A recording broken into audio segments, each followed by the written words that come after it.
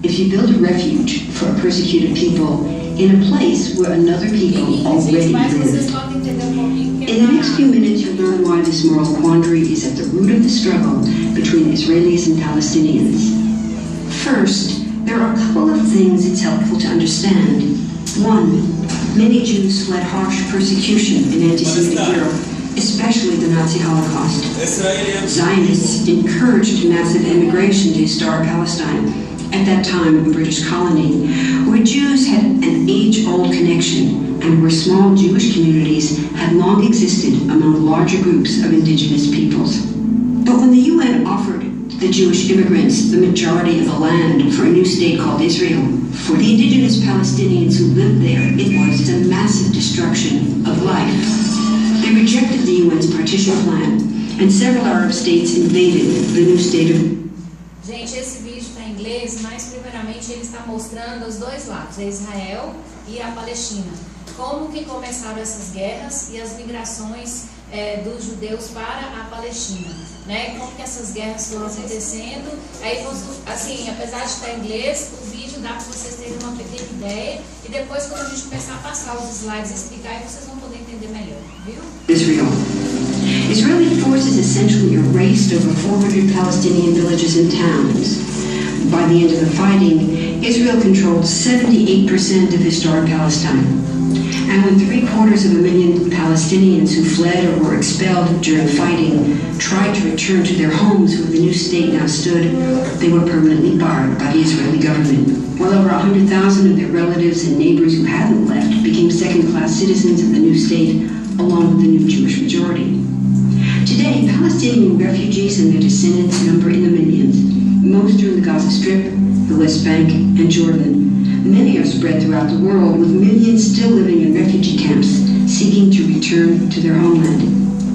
To sum up, one group of...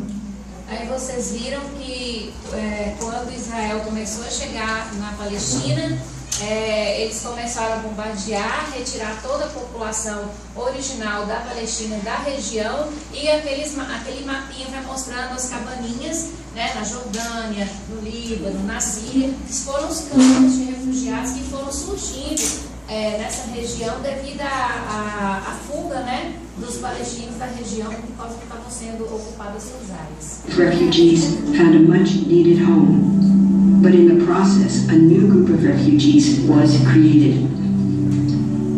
Here's the second thing to understand. Israel was founded as a Jewish state, but now ask yourself, what exactly does that mean? People have lots of ideas about what a Jewish state should look like. Some call for equality for all citizens. But what was created, in practice, was institutional discrimination against non-Jews. In other words, Israel ended up being built on a blueprint of exclusion. The Israeli government wants maximum land and resources for Jews, but not the Palestinians living there. That's why, inside Israel, Jews get special privileges, including rights to land and housing, that are denied to the Palestinian citizens, who make up 20% of Israel's population. That's also part of why Israel has never defined its borders. In fact, they still hold on to land, the West Bank and Gaza, that they conquered in the war in 1967.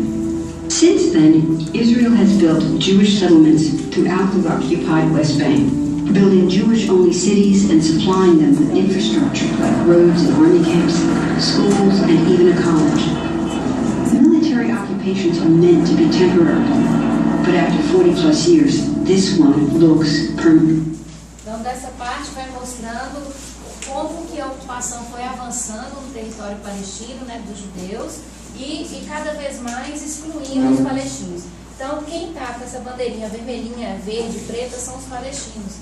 E a bandeirinha lá em cima, azul e branca, é a bandeira de Israel. Então, vocês podem ver que, à medida que Israel foi avançando, ocupando as terras palestinas, mais foram segregando os povos naturais, que são os palestinos, os originais dessa região.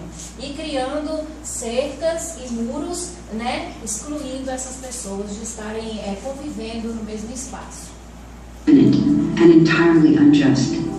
In the West Bank, Israeli Jewish settlers and Palestinians live on the same land, but must live under two completely separate and unequal systems of Israeli law. The Jewish settlers dominate the natural resources, including water and agricultural land, and they're backed by the Israeli army. Vocês viram aquele quadro onde mostra o lago israelense, uma grande piscina, né, uma construção toda bem feita, maravilhosa, enquanto o lado palestino, que é controlado e ocupado por Israel, não tem água, a dificuldade de chegar água, a dificuldade de chegar alimentos, né, e os palestinos não têm nem como sobreviver. To maintain the occupation, Israel has demolished thousands of Palestinian homes and orchards, confiscated Palestinian land, bombed the captive civilian population in Gaza, and punished resistance with raids, arrests, and assassinations, all to gain the maximum land, while making life so difficult for Palestinians that they will either leave or be too afraid to resist.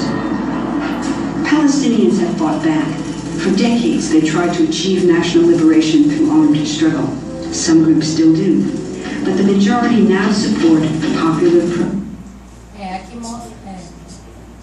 eles pedem o fim da ocupação, a liberdade dos prisioneiros políticos, né, os direitos humanos, né, o direito de volta dos refugiados, né, a qualidade de vida e ali de novo o fim da ocupação. Esses são os